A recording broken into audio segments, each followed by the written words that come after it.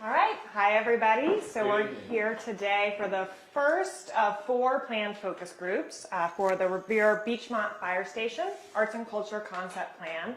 So we're here with members of the Public Arts Commission and anyone who's tuning in and watching us live on Revere TV to talk about ideas for this space on Winthrop Ave in Beachmont, a former Revere fire station that's been decommissioned since 2008.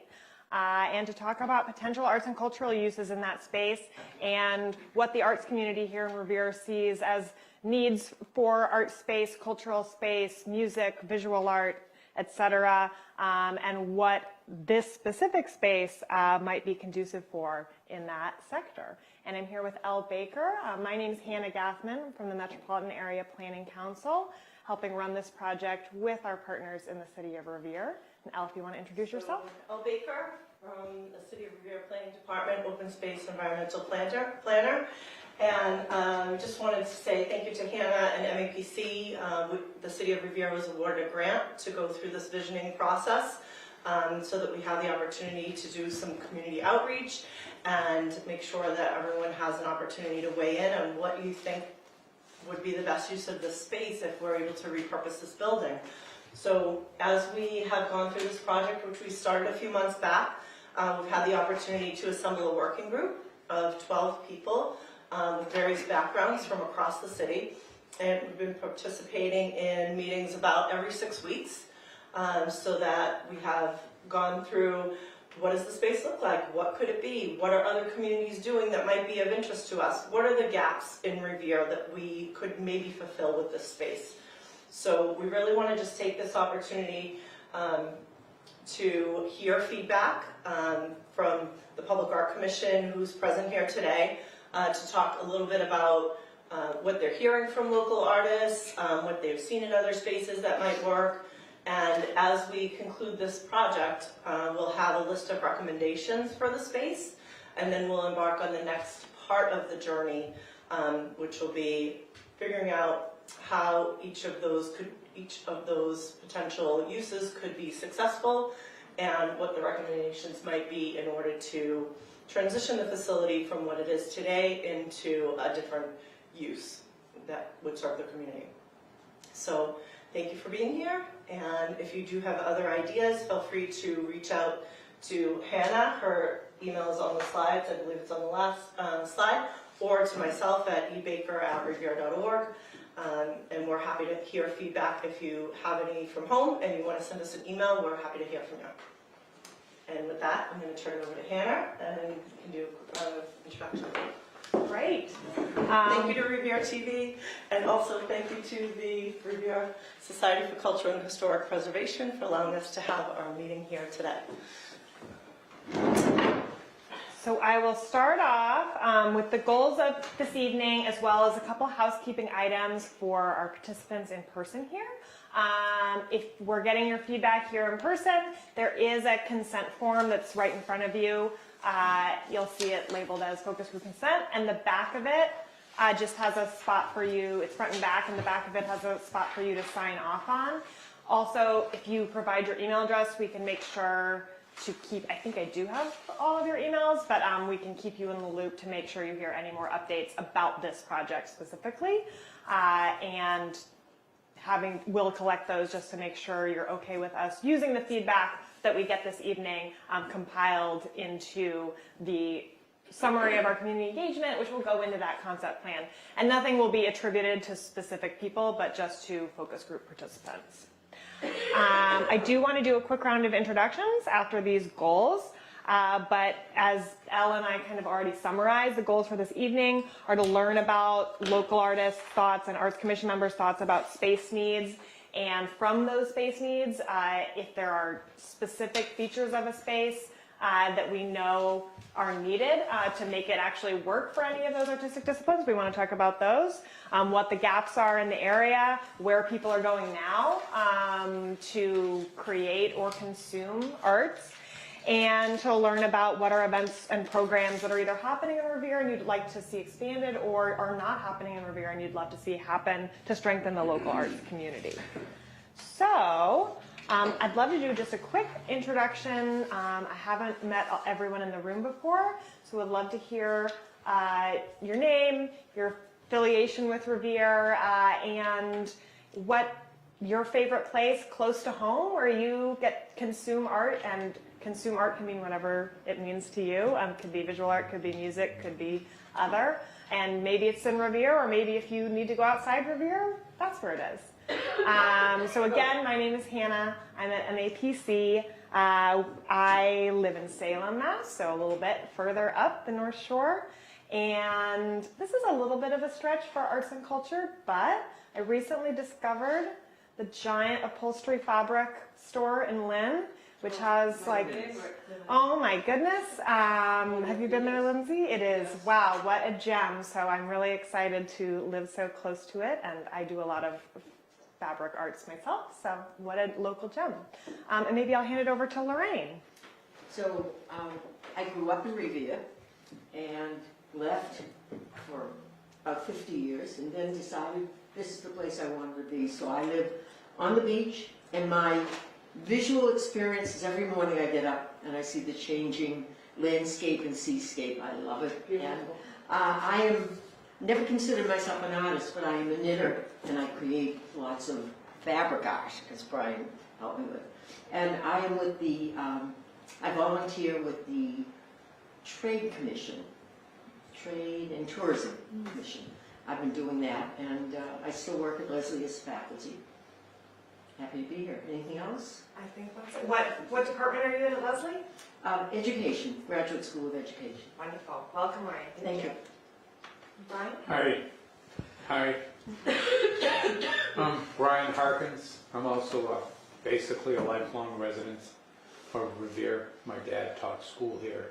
Oh, Yeah. what school? Lincoln. Cornelius Harkins. God bless him. I moved away, went into the music industry for 28 years, then into the financial industries and investment industries. Later in my life, I moved back here, but I had been doing photography and other types of arts, a lot of it in the digital world. I created games for Commodore 64s when that first came around. You can still go online and play games that I've had a part of building and doing. I'm a member of the, forgive me, Fort Point art community for about 15 plus years. We do digitally immersive shows. So I'll say it again, anyone in Revere that's a photographer that does street photography this time, please reach out to me. Joanne's been in one of the shows. She had a great time when she came down. So it's an opportunity to do different things. I got involved with this right before COVID started pushing. I remember seeing Joanne. We hadn't seen each other in 40 years. All right. I'm being honest. We're not kids. And mentioned, I was pushing on that. She goes, well, let me know if you do. We've tried and tried. Well, finally we got the Revere Public Arts Commission going.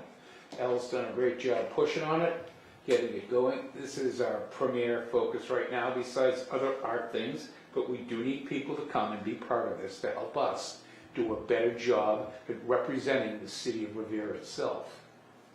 And with that said, I will pass it back over. You've got some crew people here after Joanne.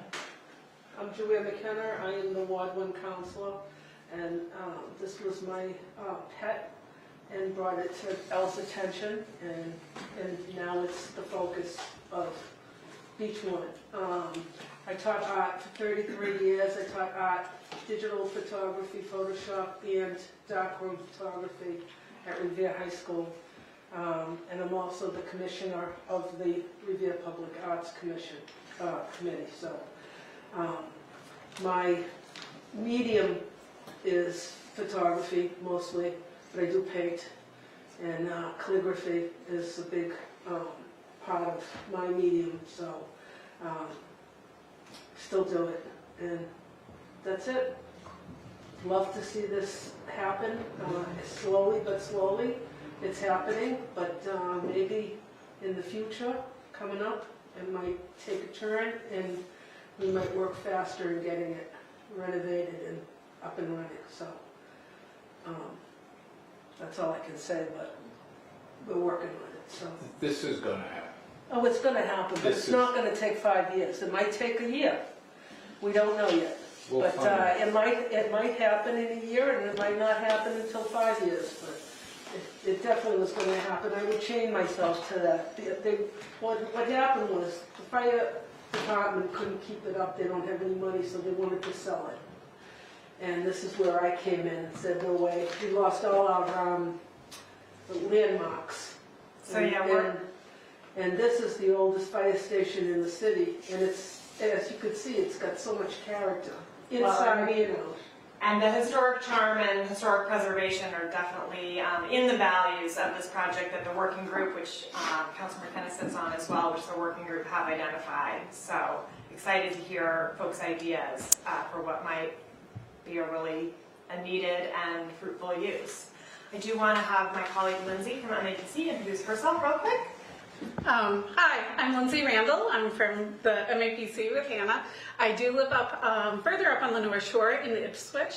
And so in terms of consuming art, one of my favorite things is I live downtown in Ipswich. In the summer, we have Terrace Tuesdays, where we have live music playing down by the Ipswich River. So I either get to walk down there and enjoy it, or sometimes I'll sit on my back porch and just hear it coming up from downtown. So it's one of my favorite things.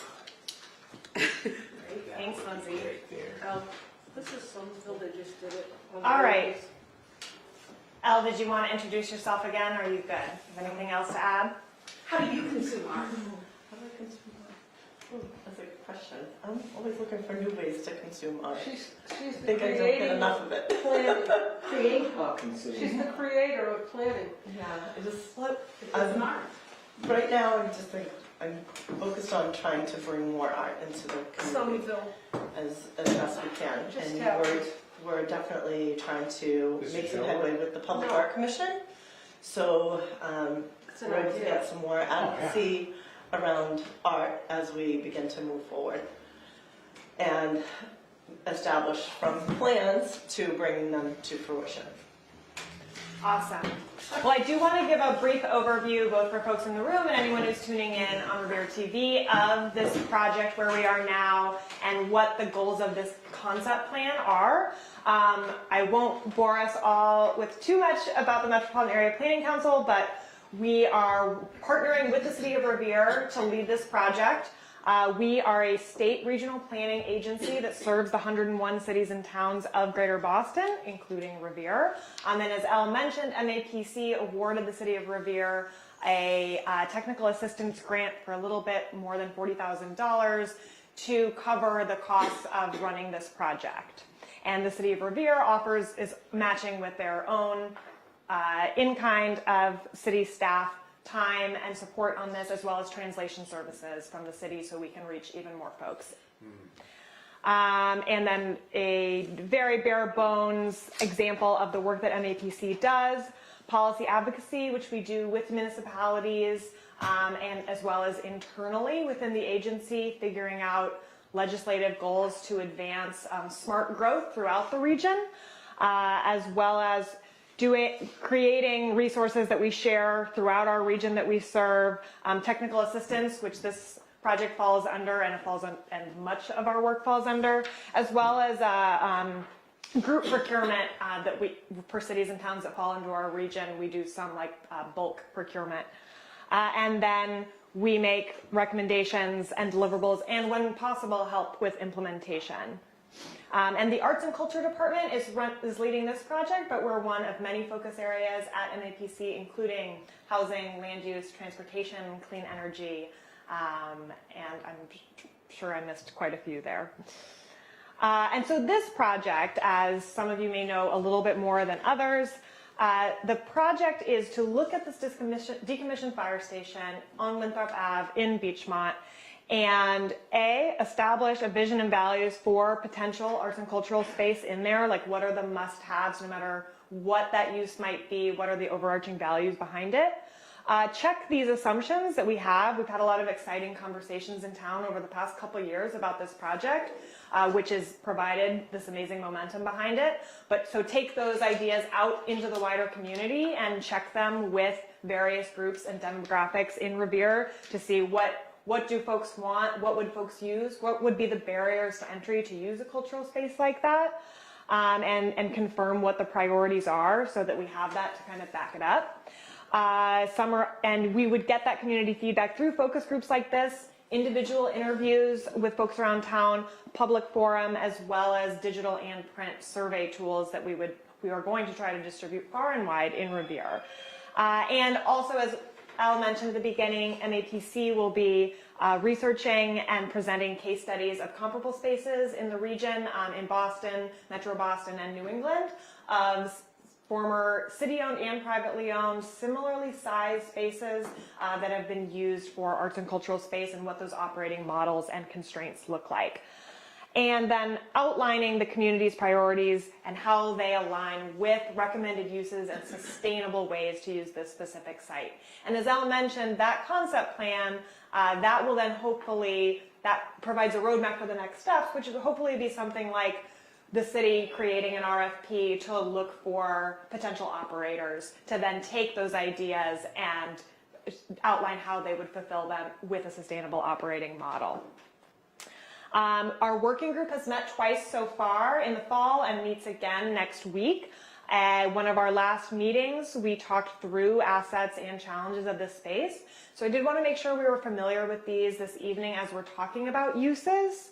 To highlight some of these assets, it's a beautiful historic building. It has historical significance to the city, to the fire department. It obviously has lovely Tudor style architectural charm. On top of that, it has a large sidewalk space with obviously large overhead doors providing easy access to the first floor, and a large, as you can imagine, fire trucks used to be in there, a large open concept first floor. It has plumbing and existing bathrooms on both levels. It has a kitchenette. There is both attic storage space in the eaves there, as well as a basement with storage space. And yeah, I think that got all of those. Oh, and proximity to within 5-minute walk of 2 bus stops on that line there in Beachmont, as well as pretty close to the Beachmont MBTA T stop. On the challenges side, it is not an accessible building on the second level.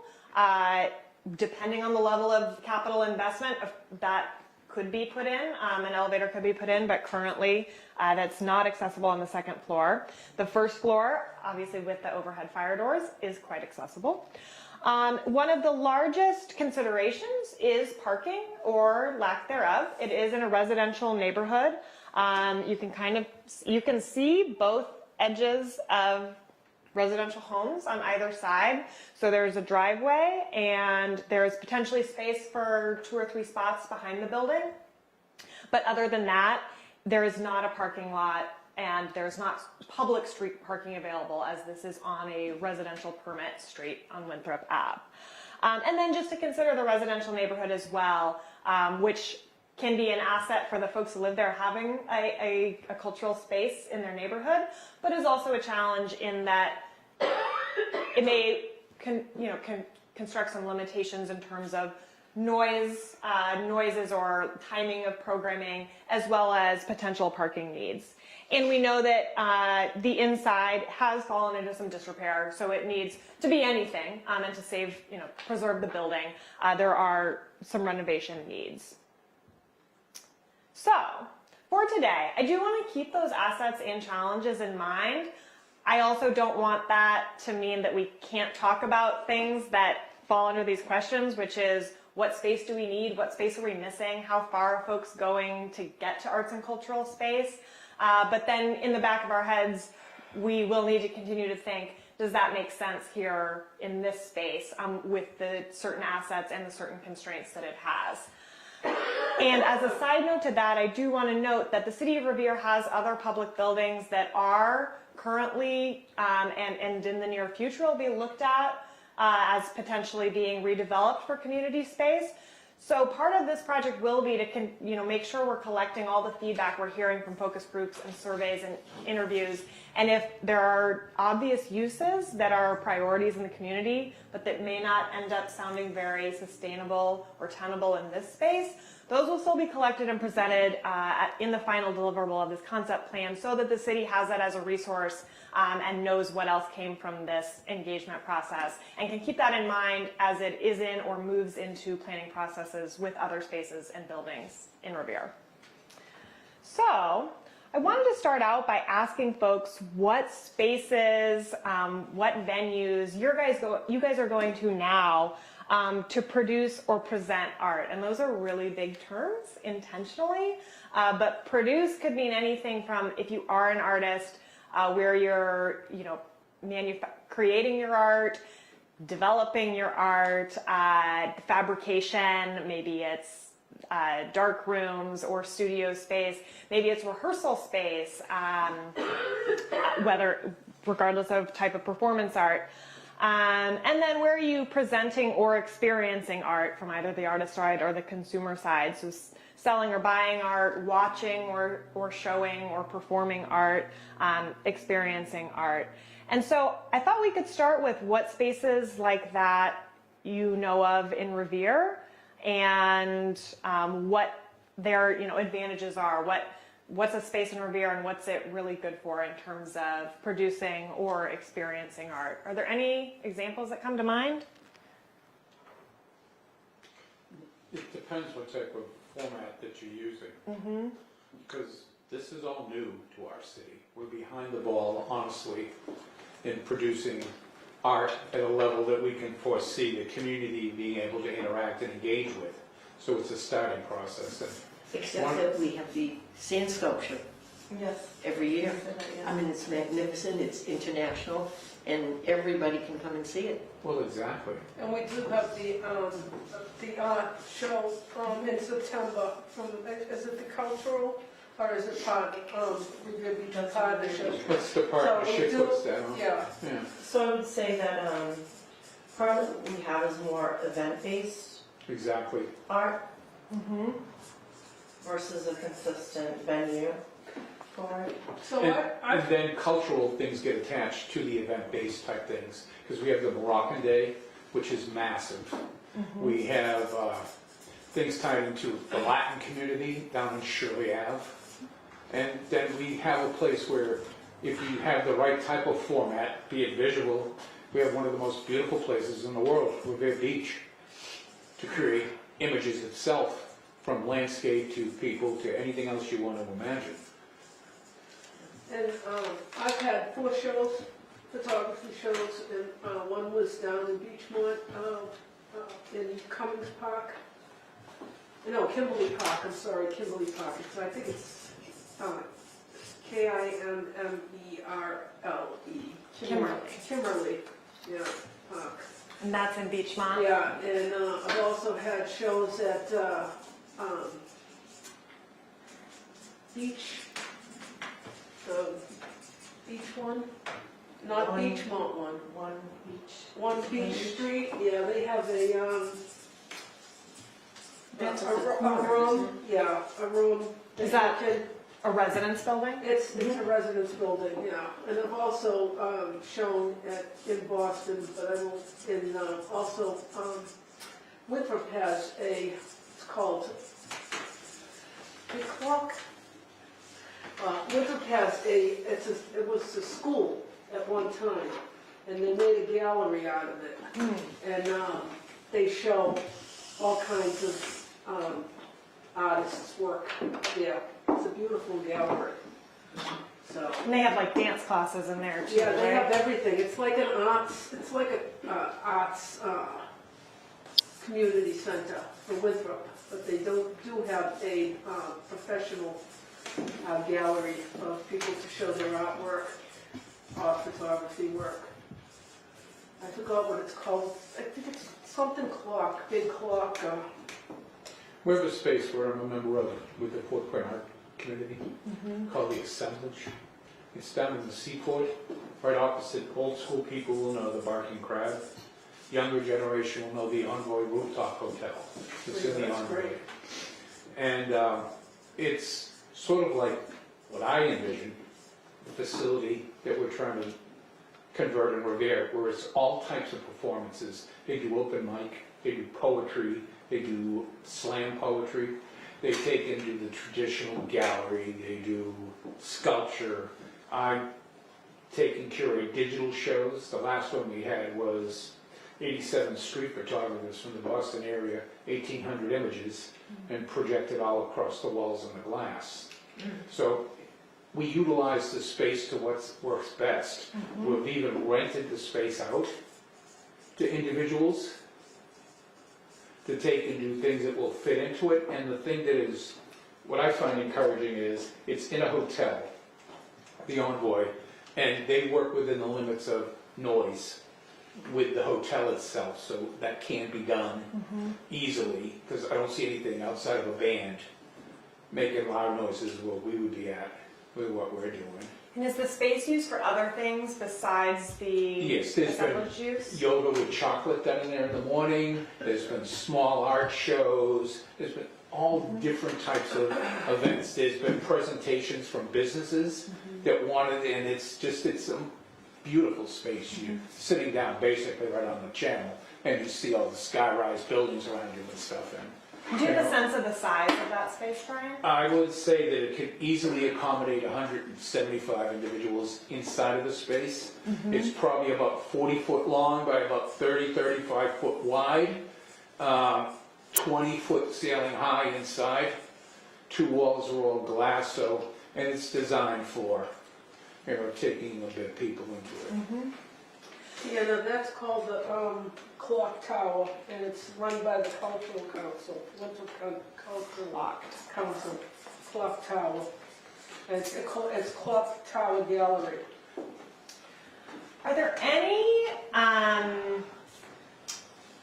artist studio spaces in Revere, artist like thinking of music or performance, rehearsal spaces in Revere, or other fabrication spaces where people are using to make their art and perhaps not show it, but make art? Go ahead. From performance space, there are a number of dance schools in the community, some competitive, some recreational, All private businesses, right? all private businesses. I mean, Revere High School has, they use the auditorium for dance, theater, talent shows. It seems that's where we miss it after that. We give them all that in school, love the arts, be part of the arts, and go to college, do the arts, but we don't follow up with them here with that. Another thing that's worked well is we've done some pop-up shows. I've worked with a couple of realtors. You might have a week's notice and off it goes and it works that way. So there's In things like that. empty They've got buildings, or- they've got the occupational permit, they just don't have the resident in yet. I see. And have those been in commercial spaces that Yes. don't have tenants? Commercial spaces, Got it. yeah, and newer buildings. But there's a bunch of different ways we can go after that, so. Yep, so real estate pop-ups. Restaurants, development.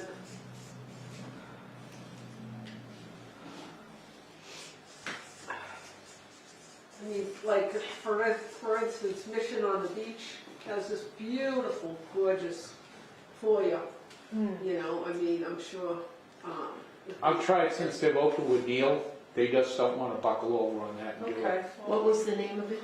Mission on the Beach. Oh, Mission. Okay. Neil's the manager of the hotel. He loved the idea, presented it up, and we just don't have enough, we need more power behind it to get it to say, okay, let's look, you can help us with that. And what do you think the ask is to him? That, we're presenting something from our community that is worth looking at, and you should participate with the community that your business is in.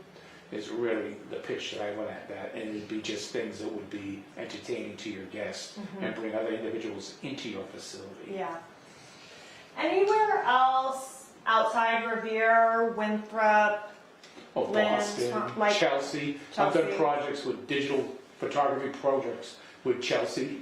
Done several of those. Actually, going to go pick up some USBs from where they just had an empty space the city had taken over that was basically an abandoned storefront along Broadway, and they put in 2 giant, as big as that space there, screens, plug the USBs in, they ran for a month.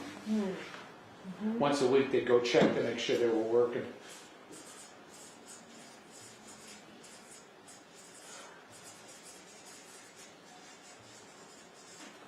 Lorraine, are there any spaces that this is jogging in your mind of where you would go, either in Revere or outside Revere, to look at art? Outside Revere, but you know what's interesting, what Brian was just saying is that we've done everything to prepare the students. There does not seem to be many places, spaces where they could work, like the artist studios. Certainly the beach is a magnificent place, but that's in fair weather. So I think looking at this is, you know, to me, this is the way to go, because I can't think of anything else in other cities, whether it's Boston, I'm thinking going up to Swampscott, Marblehead. Lynn's got a big arts community. Major league. Major, yeah. Yeah. So, and I think Somerville started, I just took a picture of, in Somerville where they took different artists, and they did the theme on the whole Davis Square, and they did like, they showed just a 4x4 of a pharmacy, and then they showed 4x4 on, you know, a hair cutting place, 4x4, but they did it in color, it's beautiful, and they just tapped it on a brick building, so it added to the whole building, you know. But I have it. I'll show you later. But it's just amazing. And then they did Davis Square, and it's all the themes and all the shops of what's in Davis Square. But it's in art, no words. It's just in art, and you can tell, you know, the food stores and the pharmacies and whatever. So I was also thinking, Brian, my niece was in Fort Point, Yes. Lisa Greenfield. Oh, I know Lisa well. And Yes. she, through them, and besides her art, got some grants and did some art in the harbor. Did put some grass along the bridge. I mean, so grant money was readily available. Along the track, And I yeah. think by having the connections through a community such as Fort Point, it enabled her and her friends to get a lot of work done. Well, that's the main thing. If it's going to be art for Revere, then it's got to be community-based art. Yeah. Because that's really where art comes from. And that means it also has to be inclusive across the board for everybody. Our community has changed over the decades that I've been in it, and it's grown. What, we're #1 in growth? You know, 10,000 additional people. And yes, a lot of them may be along the beachfront and stuff, but there's still growth in our community where people are taking 10,000 plus people. We're the #1 growth city. Oh, no, in I the agree. last census. But the beach is only one small percentage. Right, and that's what I'm saying, is that it's community. But I believe the community art should be taken to the community, and each individual, what do you call it, ward, has something that they can be proud of that's based upon them. You know, I sort of pushed for that with the councilors at one time or another, but, you know, we've got to get a bigger buy-in, a bigger presence, I think is the challenge we face, and say, hey, we're more than just putting murals on a wall. We want to develop our community to enjoy what places like this in Beachmont can bring. Joanne's dream was this. How long? For what? For your place Oh. in Beachmont. When you first thought of it, you had to have Well, I thought was way on back the in the...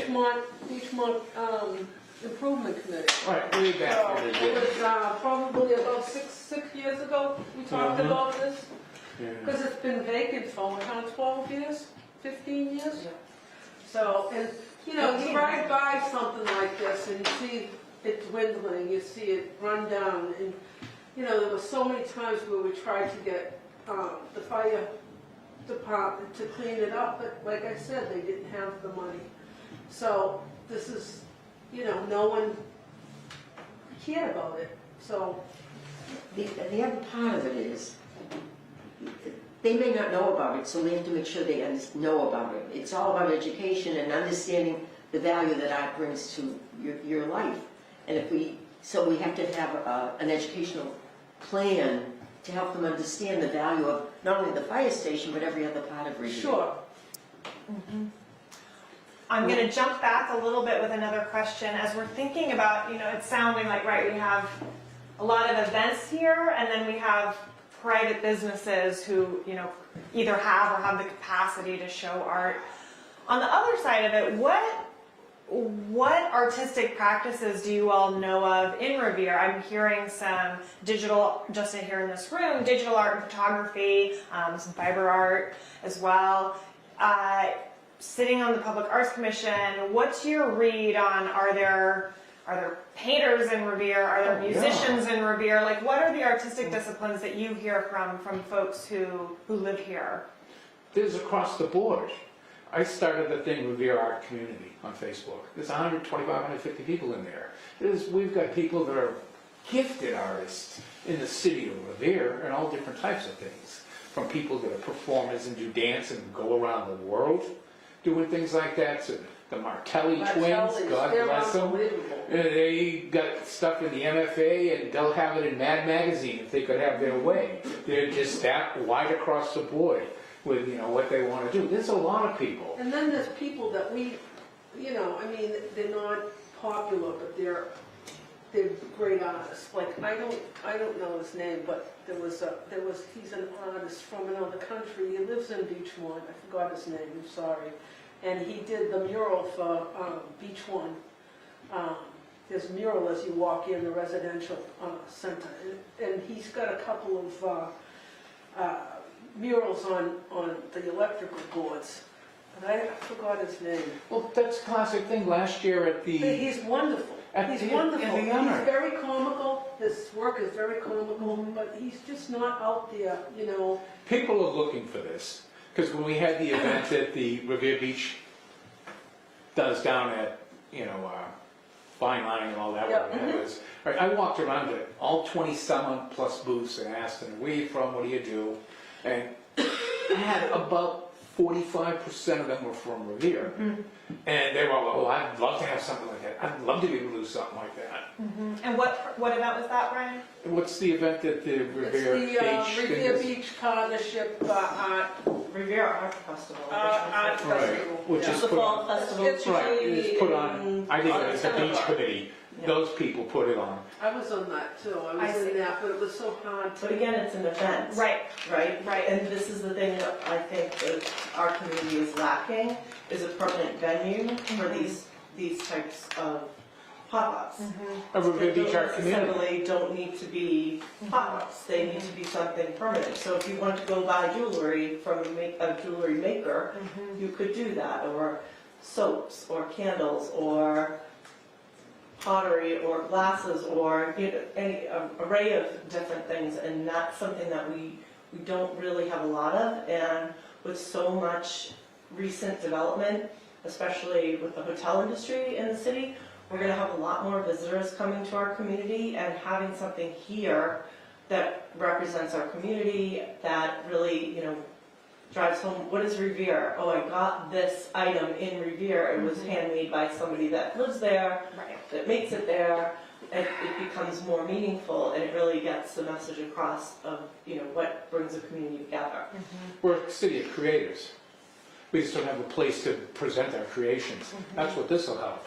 And what I also think we need to do is, the mass percentage for the arts program, we need to tie that into our city, so that anyone that's producing and developing things in here, we get a percentage to help us fund places like this, because that's not going to support itself. Well, We it need might to be do that. able to.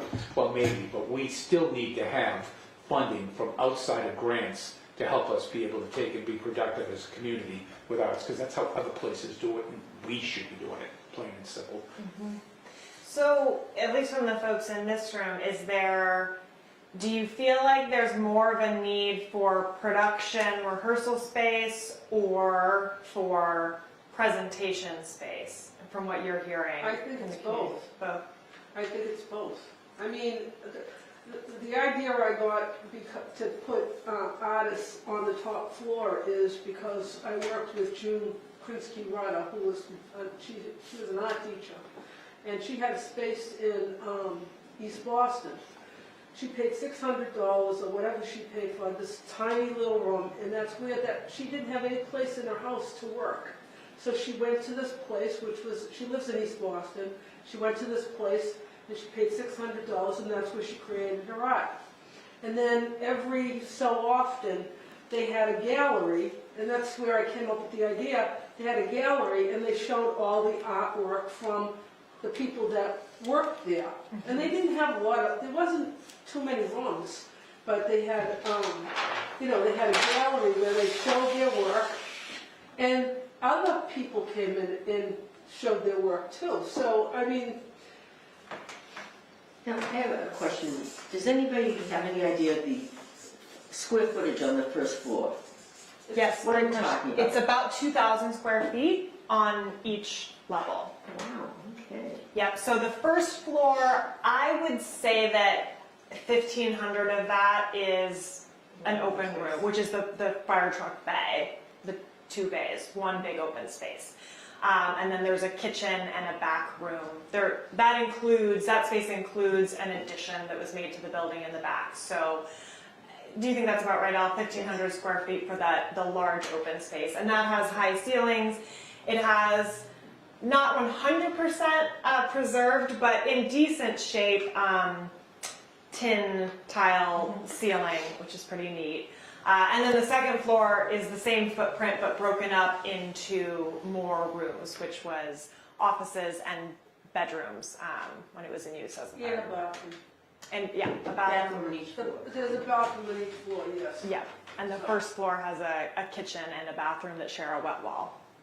But when we say this, we just need to put it in context that the building's been abandoned for a number of years. Right, it's and in it needs bad to be shape. completely gutted and renovated. Plus, it also has asbestos in it and it has lead paint, so that's the first thing you have to address.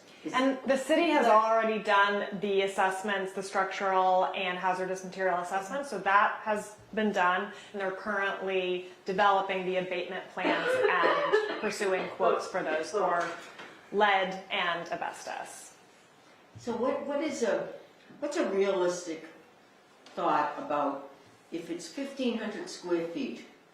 What can you do in a space like that? You could have a small performance Sure. with chairs, or you can have a Yeah, studio someone- space. I would say the studio space upstairs, but you could, downstairs, have a community room where teachers could teach art, they could teach dance, they could teach theater. You could have a little performance there. I mean, it's big enough to have, say you have 15 kids, you have, 30 parents. That's enough.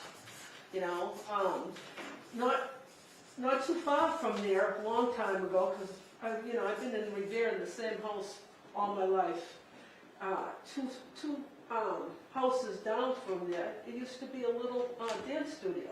And it was the teeniest, but they had, a number of kids coming in during the day, different times, and she taught dance. And they rented a place to have the performances, but because it wasn't big enough. But she taught dance there. So it could certainly be a small studio type of space. That's actually quite a large studio space for most galleries. You could do black box theater in there, there's all sorts of things there. Right, but it could have multiple uses over different weeks, Oh, different yes. time Do schedules. whatever you want. Yeah. And She just said you could do yoga there. Oh, you can- Yoga with chocolate's the You only could way to do- go. That was, you smile ladies, that thing was sold out. They had to do another one. What is it? Yoga with chocolate. They have this Don't big, even big ask. chocolatier What about come in. yoga with goats? No, they did this, it had to be with goats or a chocolatier come in and make the chocolate. There 2 years ago, they came, Donnie Chanel got these goats instead of having people do the marsh, pay all this Yeah, I money. saw that, yeah. And he had 100 goats, and They they ate went their in and way they ate all. I don't think we can fit 100 goats in No, here. No, I'm just saying. 15. I'm just There you saying. go. Well, thinking about, and I do want to keep listing ideas for uses, which of those, thinking about the residential site and the parking considerations. So I think at the table here we have folks who live in different neighborhoods Yes. in Revere. How do you picture, say the downstairs is used as art gallery space and there's a gallery show. How do you see folks getting there? Is it folks are walking, folks are taking the bus or train? Like realistically, let's think about what works. It's everything. I mean, there was a studio a small studio in Swampscott, not far from Mission on the Bay. And, I mean, there was no parking there, it was all residential. She didn't have any problems with it. I mean, she had shows every single weekend, you know. And how do you think folks were getting there? Well, there's no train station, so people got there by cars. But people were parking, and I mean, You go 3-4 blocks away until you find a space. I mean, there is in that part of Revere, on that side of Winthrop Ave, there's more. People have more driveways than they don't. Where down below, you know, coming up from the train station, they have a problem with parking because it's up on a hill, so a lot of people don't have driveways. So that's where you run into the problems with parking. Up here, not so much. But the parking on the street, correct me if I'm wrong, is residential permit. You need a shuttle. It You isn't. need some kind of a shuttle from a base. It's residential to the corner of Summer Street, and then it's not. So from Summer Street all the way down to the beach, it's not residential. So they can park on the street if they found a space.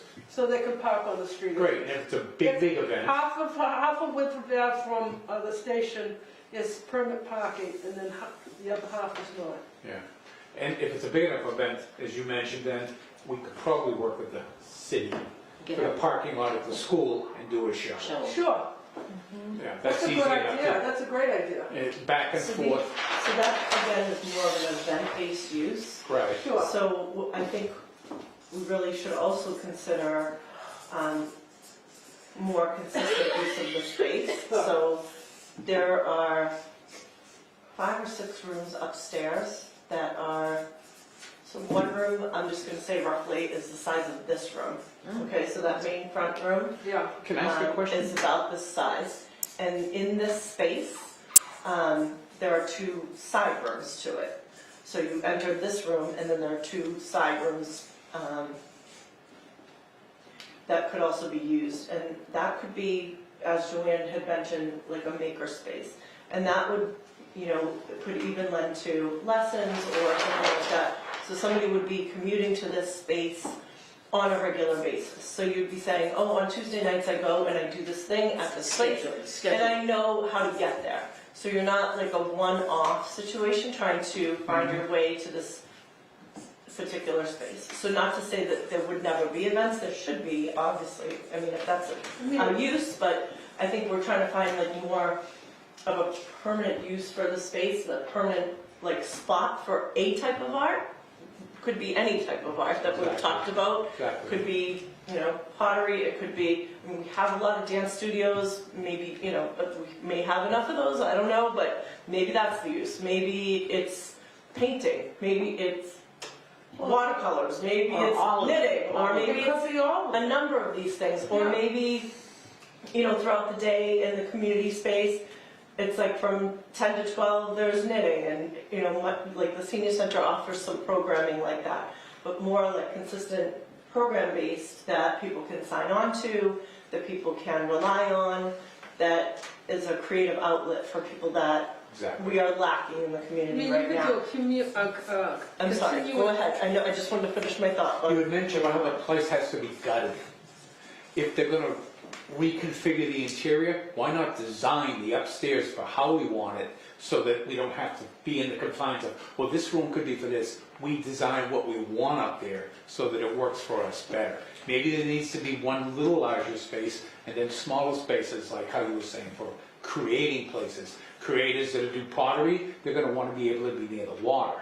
So that's gonna be important for that. Someone that does not need that, but just needs digital electronic plugins, that can be it. So there could be teaching of computer arts. But I agree with that. I think that's a great idea. The only thing is that, what if, say, someone who's doing digital art stays there for 6 months and leaves, and then, you know, someone else comes in with a different medium, and Well, So- digital arts is plugs.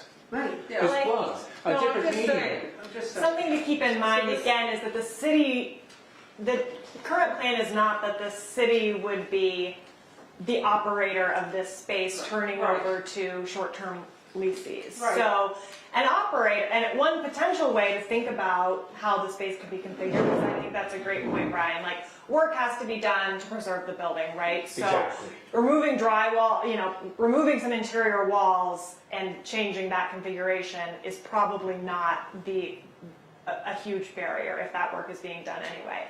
But as we enter after this concept plan delivers here's the priorities, here's the models that we think would work here, and the city is looking for an operator, that might be the moment where the city puts out an RFP, brings in an operator, and then says, okay, so what of these options, for instance, of how we could configure that upstairs, let's develop it together so that we come up with. And at that point, It could be modular, it could change, it's easy enough to do. It's and not- at that point is when negotiations would happen in regards to a full build out on how that would be done. So we can take various different approaches, which we've talked about at some other meetings, is we could take the approach that we would abate the property and take care of the lead paint and things like that, and then it would be sort of gutted, bare bones, ready to advance from there. Or it can be done as one kit and caboodle with part of whatever the build out might be. So there are various approaches, and depending on funding and resources or sponsorship or anything like that, but we're not quite at that point. Right now, we just Right. want to talk about what is the vision that makes sense? What are the gaps that could potentially be filled with this space as we repurpose it? So not to say that we're not there yet, but we're not quite there yet. But to your point, yes, it could be reconfigured space, and yes, it could be they come and they go, and we have to transition to something else. So, Absolutely. so my question is, who would be the rental agent? So if there is knitting and there's pottery and there's digital, all these people are interested and they want to have Monday at 7 to 9 o'clock. Who would So that would be the rent- operator. So that would That not would be the be, operator. so in this hypothetical of say that use, great example. The city would be looking for an operator that is perhaps in many similar situations, I would say it is a nonprofit organization, but it Yes. doesn't necessarily have to be. It could be a for-profit agent or nonprofit agency that would come in, lease the building from the city, and say, we are going to run this space. And then they would do that however they propose in their response to an RFP, which is the city would be saying, we really want to hit these uses or these types of uses because this is what the community has said we really want. And then, for instance, a nonprofit organization would respond to that call saying, yes, we do, of these 6 priorities you listed, we can do 4 of those, and this is how we would do it, and this is how it would be sustainable. And maybe at that point, let's talk build out so that it could actually, the space could serve And those. let's talk programming, and let's talk about how the facility is going to be used and how it's going to be representational of our city.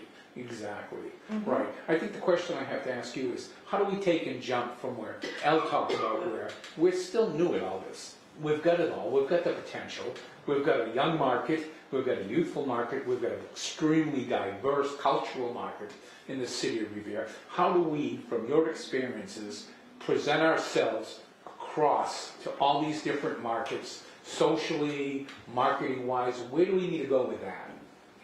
Well, I think that's probably a bigger question than this building.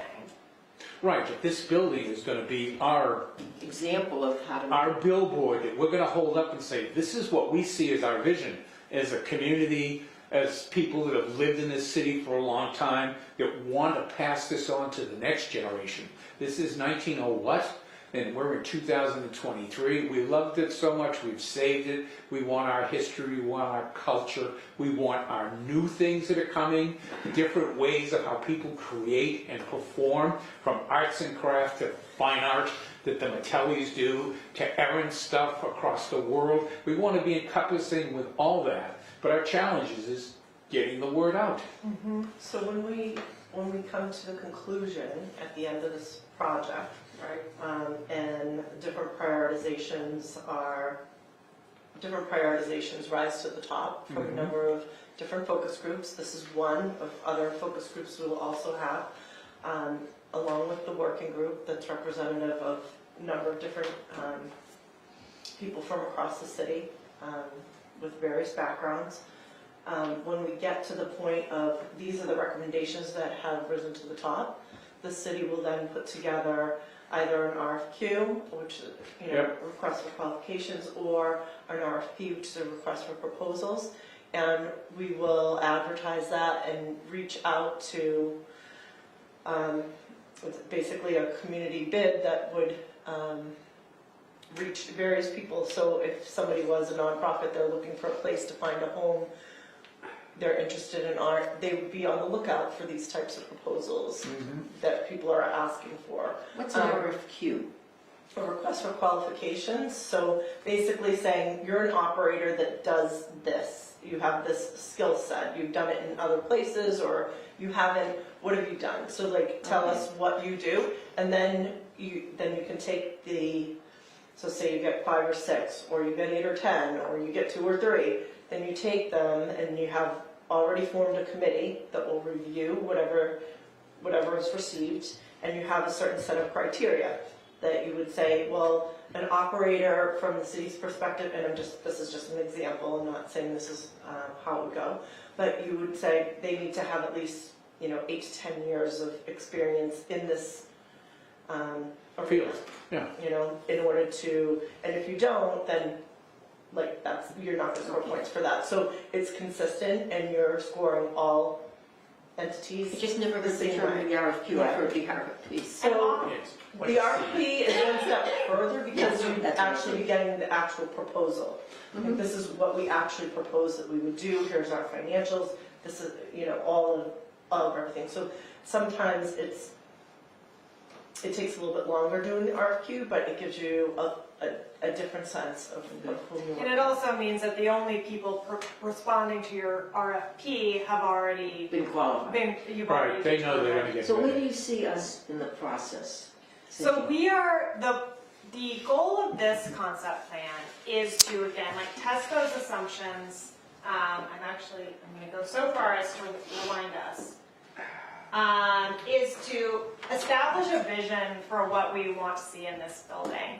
And then to test the assumptions of, hey, it would be great to have art studios and an art gallery in this old fire station in Beachmont, for example. Take that out to the wider community and come back with a concept plan that summarizes hopefully a wide response from the community, from different demographics. So that's why we're hosting different targeted focus groups.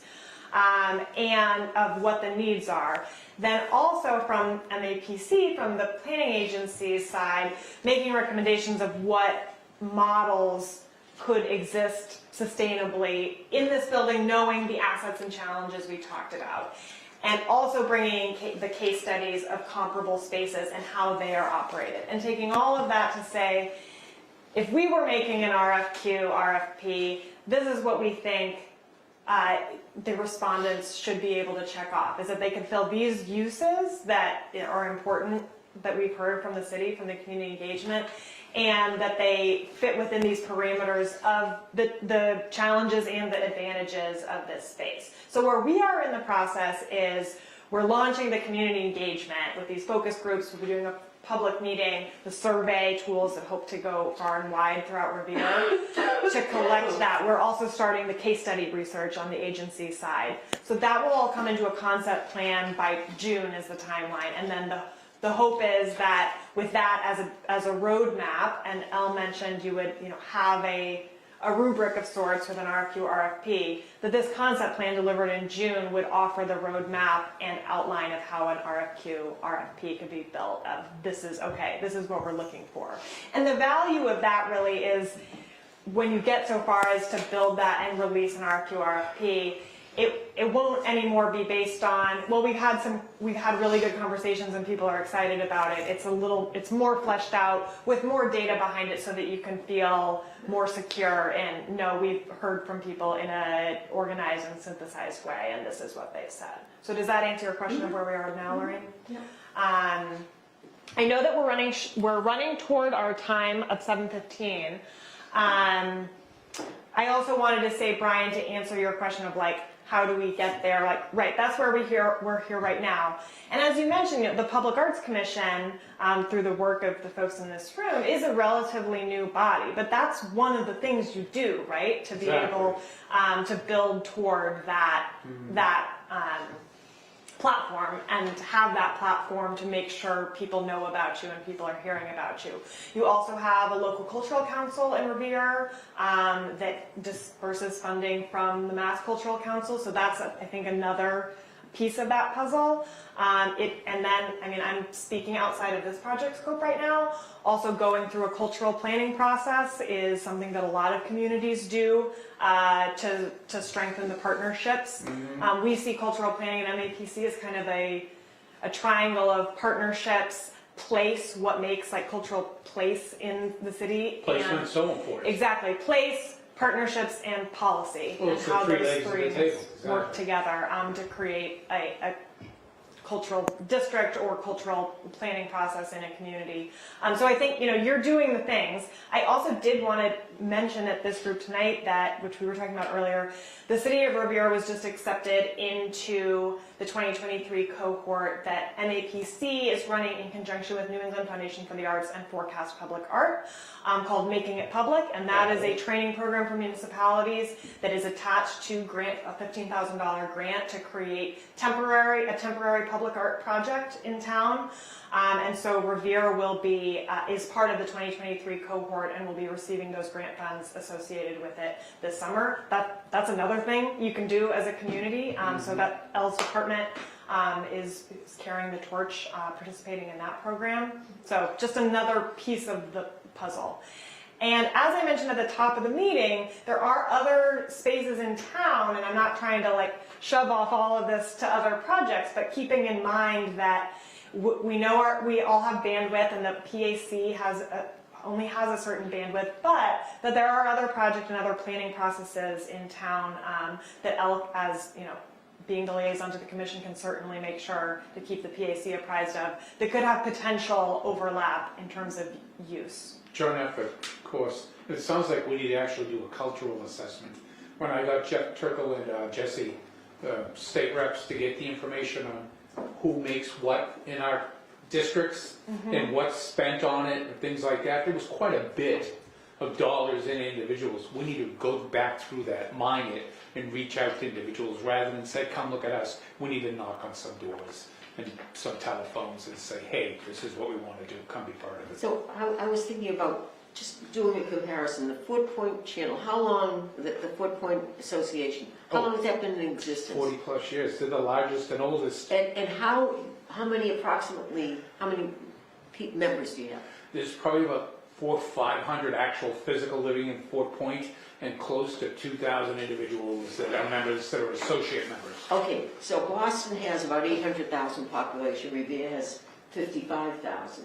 So what do we need as far as a group of active people as compared to the couple of hundred that you have? One of the biggest challenges that occurs that anything that gets done, we're a nonprofit, there is that it's usually done by volunteers or the people on the board. So we need larger numbers to be able to have more people. And a more active board. And sit, more active board is one thing, but we definitely, I'll agree with that 100%.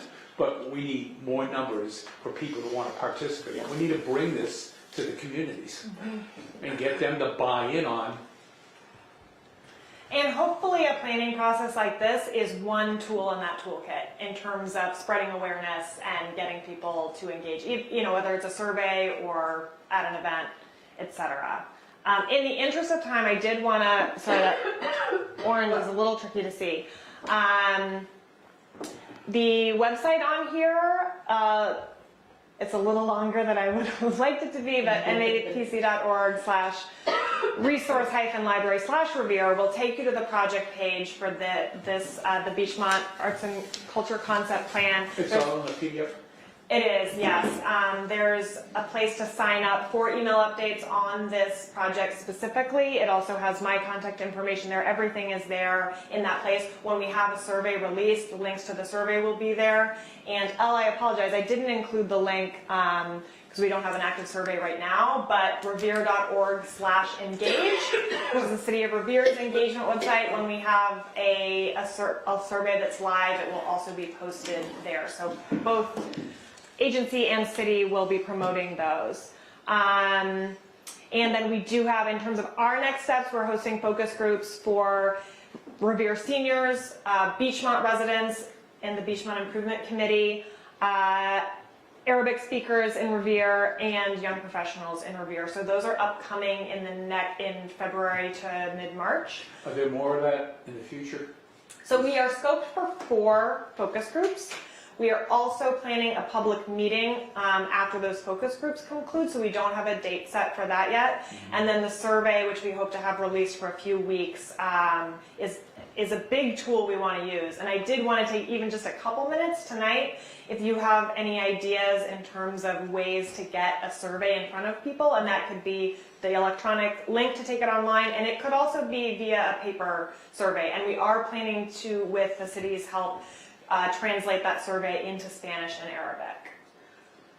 Well, you can, we all get taxes.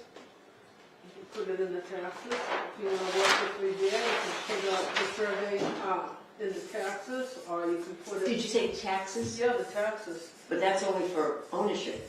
Ownership, right. And- But, so what else do we get? Well, on the boulevard, I just did this count, there are 15 multi-unit dwellings, apartments primarily, some condos.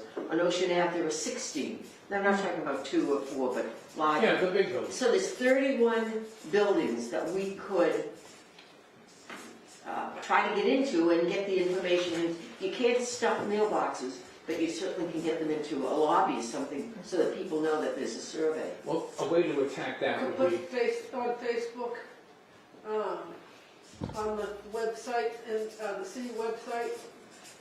we need to work with commercial vendors, especially down in the beach area, where they have events that attract a younger demographic that's gonna be in the millennial shot, and the places that are down there and do events like that. That's how you get in the buildings. I've done it with some shows. Utilize any of the local newspapers, television, where there's a focus on performance and arts somewhat. I tried that once with the journal, but it didn't work out. Not to be negative, but I volunteered for the election to do work in the election, and I noticed my building, which is 540, there were 230 apartments. There were about 5 to 10 who voted. So I'm making a wild assumption that many people are not connected, don't vote, or somehow or other we have to be able to try to reach them. But that's the important thing, is that communication, so that they will understand the history of Revere and want to participate. I think that's one of the first steps, is trying to communicate with them. And the survey's great if we can get it to them. That means, again, bringing the art local, community-wise, ward-wise, Yep. into connecting with those people to get them to spread it inside of their communities. Right. Yeah, I like think- finding the leaders in the communities, that's a good point, Brian. I think we're at time, so I think we're going to close it. Again, that website is a way to stay connected and send questions or comments, or just sign up for email updates so that you can hear anything as it gets released. Elle, do you have anything else you wanted to say to close? Yes, in the next few weeks, the survey will be available on revere.org. So if you are not able to navigate to this website, you could land on revere.org. And I would say probably about 3 weeks we'll have it translated, so everyone That's a will be able to Spanish and participate. Arabic. Spanish and Arabic and English. So the survey can be completed in 3 languages. How about, is it possible Portuguese? I know there's a large South American Brazilian population. It is possible. We actually talked through that at our last meeting, and we'll bring that up again. Yep. So I just really want to say thank you to all of you for taking your time out of your evening to join us and walk through this process. It's great to have different perspective and different feedback as we go through this visioning process. And please reach out, like, as we as we have the surveys up online, I'll communicate that to the Public Art Commission. So please reach out to your friends and ask them, if they have capability to get online and to complete that.